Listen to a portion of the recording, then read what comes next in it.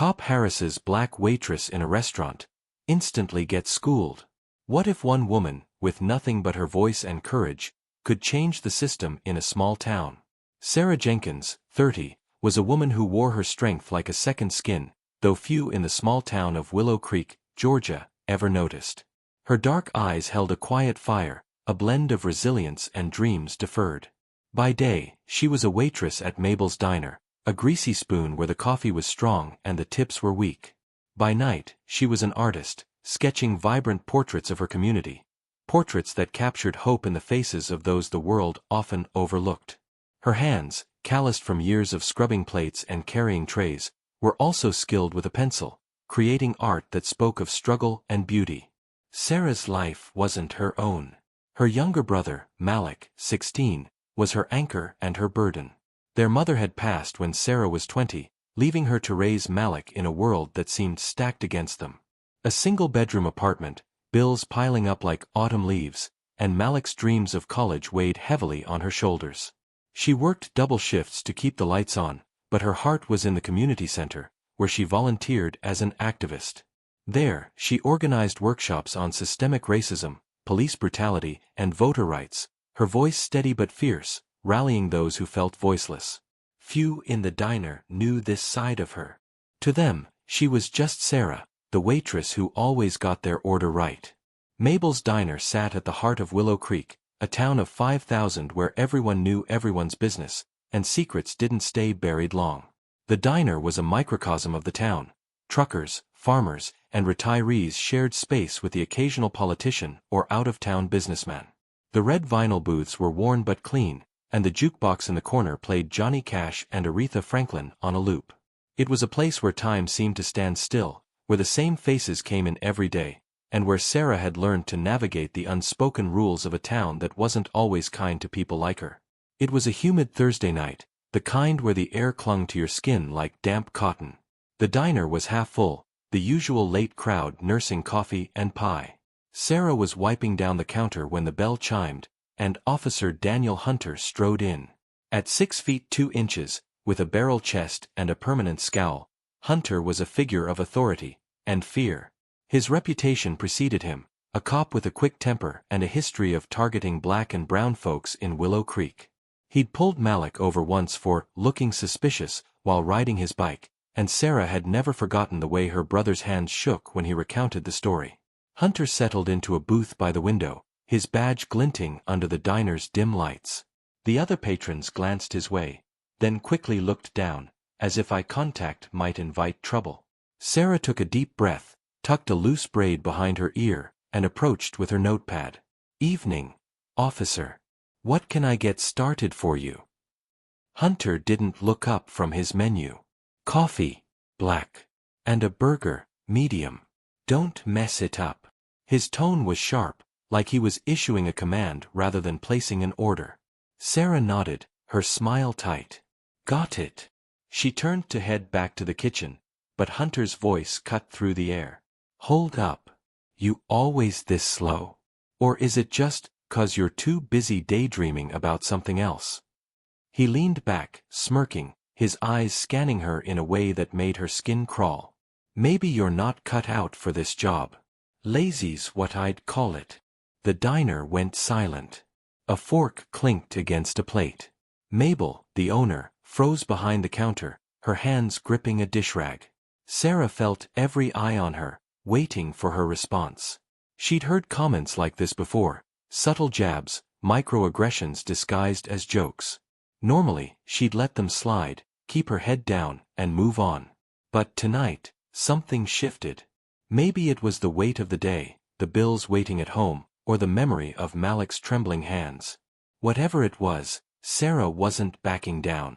Sarah turned slowly, her eyes locking onto Hunter's. "I'm sorry, officer, did I hear you right? You think I'm lazy?" Her voice was calm, but there was steel beneath it. Hunter's smirk widened, sensing a challenge. "You heard me. Service here's been going downhill. Maybe you oughta stick to something you're better suited for." He paused, his gaze lingering on her. "You know what I mean." The implication hung heavy in the air. A few patrons shifted uncomfortably, but no one spoke up. Sarah's heart pounded, but her face remained composed. She set her notepad down on the table, deliberate and slow. You know, Officer Hunter, I've been serving folks like you for years. Hard-working people, entitled people, people who think they can say whatever they want because of a badge or a title. But let me tell you something. She stepped closer, her voice steady but carrying the weight of years of frustration. This diner? It's my workplace. My community. And I'm damn good at my job. Hunter's smirk faltered, but he doubled down. You watch your tone, girl. You don't know who you're talking to. Oh, I know exactly who I'm talking to, Sarah said, her voice rising just enough to carry to the back of the diner. You're the man who pulled over my brother for riding his bike. The man who's been harassing folks in this town for years, especially those who don't look like you. You think that badge gives you the right to disrespect me? To disrespect us? The diner was a tomb now, the silence so thick it felt like it could choke you. Mabel's eyes widened, but she didn't intervene. A trucker at the counter set his coffee down, leaning forward. A young couple in the corner exchanged glances, their phones already out, recording. Sarah took a breath, her hands steady despite the adrenaline coursing through her. Let's talk about respect, officer. You walk in here, throw your weight around, and think you can put me in my place. But let me educate you. My place is right here, serving this community, raising my brother, and fighting for a world where people like you don't get to make people like me feel small. You want to talk about lazy? How about the lazy assumptions you make about black folks every day? How about the lazy way you abuse your power, thinking no one's watching? Hunter's face reddened, his jaw tight.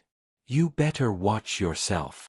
No, Sarah cut him off, her voice sharp now, but still controlled. You watch yourself. You think you're untouchable because you wear that uniform? You're not. You're accountable. To me, to this town, to every person you've ever made feel less than human. Systemic racism isn't just a buzzword, it's the reality I live every day. It's the fear in my brother's eyes when he sees a cop car. It's the way you look at me and think you can say whatever you want. But you're wrong. And tonight, everyone here sees it. She gestured to the diner, where every patron was watching, some nodding, others wide-eyed. The trucker at the counter clapped slowly, breaking the silence. A woman in a booth murmured, "Damn right." Hunter stood, his chair scraping against the floor. You're gonna regret this, he spat, but his voice lacked conviction. He was cornered, exposed, and he knew it. He stormed out, the bell chiming as the door slammed behind him. What Hunter didn't know, what no one in the diner knew, was that Sarah wasn't just a waitress. In her scarce free time, she was a force in Willow Creek's activist community. She'd organized rallies against police brutality, led voter registration drives, and spoken at town halls about the need for reform. Her sketches, displayed at the community center, were more than art. They were calls to action, depicting the pain and resilience of her people. The video of her confrontation, recorded by the couple in the corner, was already spreading on X, tagged with #WillowCreek and #JusticeForSarah. By morning, the local news had picked up the story. A reporter from WGCA-TV showed up at the diner, interviewing patrons who'd witnessed the exchange. She didn't just stand up for herself, the trucker said, his voice gruff. She stood up for all of us. The story went viral, sparking a firestorm of discussion online. Posts on X praised Sarah's courage, while others debated police conduct in small towns. A petition for an investigation into Hunter's behavior gained thousands of signatures overnight. Sarah didn't expect the attention. She went to work the next day, her apron tied as always, but the diner felt different. Patrons left bigger tips, some slipping notes of gratitude with their bills. You said what we've all been thinking, one woman whispered, squeezing Sarah's hand. Even Mabel, usually gruff, pulled her aside. You did good, kid. Real good. But the real change came in Willow Creek itself. The town council, pressured by the viral story, announced a review of police conduct. Community meetings, once sparsely attended, were packed with residents demanding accountability. Sarah was invited to speak, her voice shaking at first but growing stronger with every word. "This isn't about me," she said at one meeting, her sketches projected behind her. "It's about all of us. About making this town a place where my brother can ride his bike without fear. Where we all feel safe." Support came from unexpected places. The mayor, a conservative who'd once dismissed Sarah's activism as troublemaking, publicly apologized for Hunter's behavior. A group of retirees, who'd always sat quietly in the diner, started a fundraiser for Malik's college fund.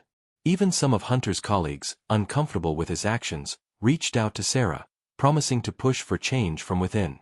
For Sarah, the victory was bittersweet. She hadn't set out to be a hero, she just wanted to be heard. Late at night, after Malik was asleep, she sat at her kitchen table, sketching. Her latest piece was of herself, standing in the diner, her chin high, her eyes fierce. Behind her, the faces of her community, black, white, young, old, stood together, united. It wasn't just art, it was a vision of what Willow Creek could be.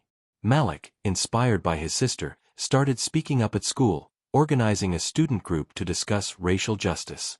"You're my hero, Sarah," he told her one night, his voice thick with pride. Sarah hugged him, tears in her eyes. "We're in this together, kid." Months later, Sarah stood at the community center, unveiling her latest art exhibit. The room was packed, locals, activists, even a few out-of-town reporters.